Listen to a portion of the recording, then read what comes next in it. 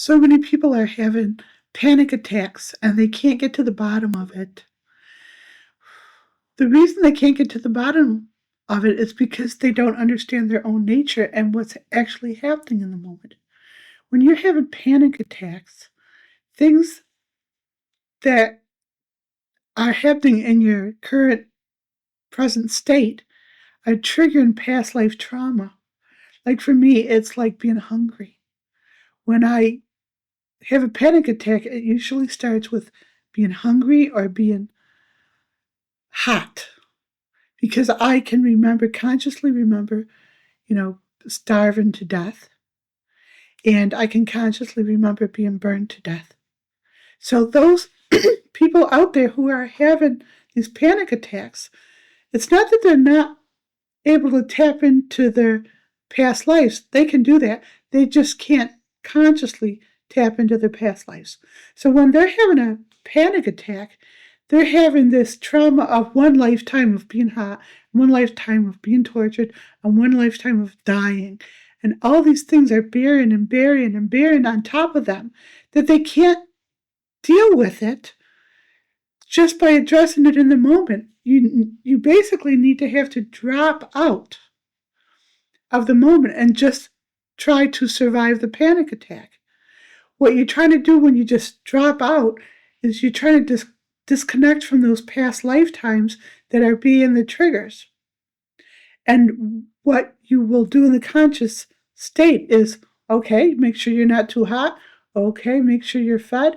And what you're doing is putting a Band-Aid on these traumatic past life experiences.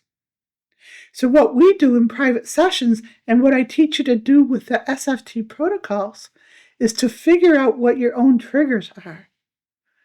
And they're different for everybody. It could be the tone of someone's voice, the noise of a dog barking. It could be the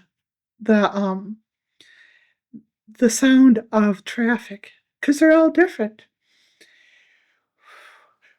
What I help you to do is figure out your own triggers for a past life trauma and then use the SFT protocol or special time with me in sessions to figure out what they are and how to disconnect from these past life traumas. The more you're bothered by panic attacks, the more overwhelming it is, means that there's more of these past life issues buried onto you. So take, for instance, someone who's afraid to speak in public, fear of public speaking. Most likely, you were killed in a public execution, or you were tortured or on trial or something happened like that. When you're afraid to be judged, it's because you were literally judged in a past lifetime and it meant life to death. So these things that seem very small triggers in this lifetime, being hungry is not that big of a deal for some of us because we can go get food. But imagine that you're so hungry that you start eating non-food just to fill up that pain, and it kills you. This is the kind of thing that we're dealing with.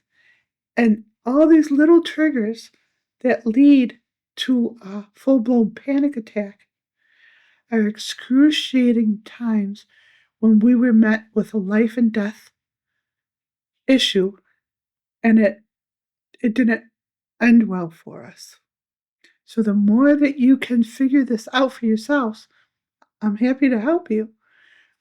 The more that you can figure this out, the more you can pull layers and layers off of those panic attacks until you can actually tell in real time, oh, I'm being triggered by this and I'm being triggered by that, and address it like a calm, rational person. So freeing, people. It's so freeing.